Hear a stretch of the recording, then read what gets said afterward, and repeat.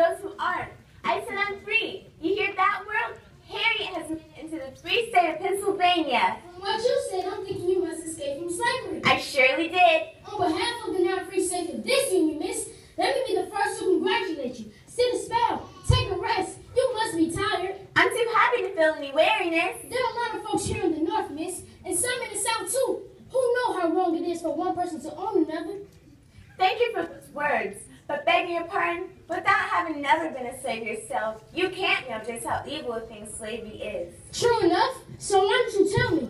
Why don't you tell all of us what it was like? If we can just understand just a little bit of what you went through, we can tell others. Then they can tell others. And pretty soon, everyone in the country will know and understand. I'll need your help to tell my story. No trouble.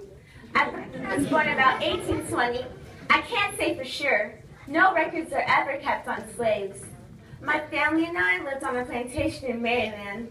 Master Buzz was the man who owned us, and a whole heap of other folks too. I knew from the time I was little that when a white person asked me to do something, I better sit down and do it, or take the punishment.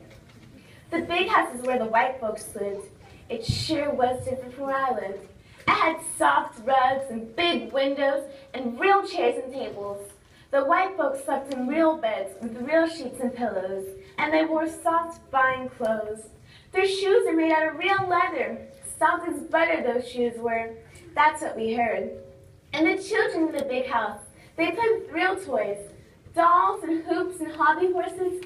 Out in the slave quarters, our little cabins had barely enough room to turn around in. We had no windows and we had dirt floors. We sat on hard-packed dirt and we slept on the floor with but one raggy blanket for all of us. We ate scraps of pork and cornmeal mush, and the only toys me and my brothers and sisters ever had were sticks and stones. We were old, worn hand-me-downs from the slaves that came before us. I never had on a pair of shoes, summer or winter, not till I escaped up north.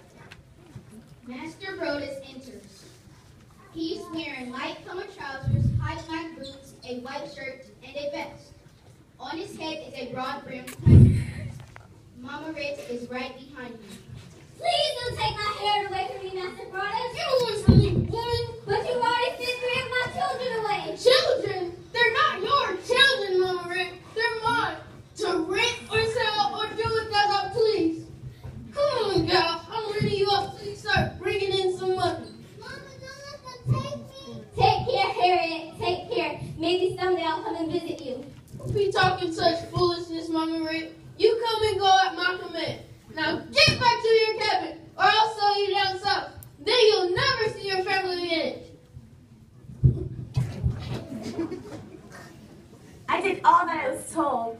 I was always tired, but that was the worst of it. I was always starving. I worked all day and all night, but all Miss Susan ever gave me to eat was a little pork and cornmeal mush. I had to serve at the white folks' table, looking at their food, smelling it, wishing I could have just one bite. But Miss Susan said the leftover scraps were for the animals. I was scared at the time. I tried to hang on to hope, but it was hard. Then one night I had a strange dream. I saw a line laid out in front of me. On one side of the line, everything was brown and dusty. But on the other side, there were green fields and flowers and happy folks who stretched their arms to me. I ran and I ran. I ran right up to the line, but when I tried to cross over, I woke up. That night, I gathered a bent nail, a piece of string, a small jar of water, and a handful of food. I tied them all up in my bandana. My family was watching, and they knew. We didn't dare say goodbye for fear someone was listening. Mama Ritz didn't even dare cry. But that night, when we said good night, extra hard. I waited a long while outside in the dark, then I took off. I crawled through the bushes and brambles and trees. I listened for the sound of voices or dogs or horses. Keep moving, I told myself. It's freedom if you do, it's death if you don't. Keep moving, Harriet. It's freedom if you do, it's death if you don't. I stumbled and fell. Sharp brambles tore my skin, but I kept running. I was hungry and thirsty and cold and tired and hurting. I drank a little water, then I kept moving. Keep moving, Harriet. It's freedom if you do, it's death if you don't.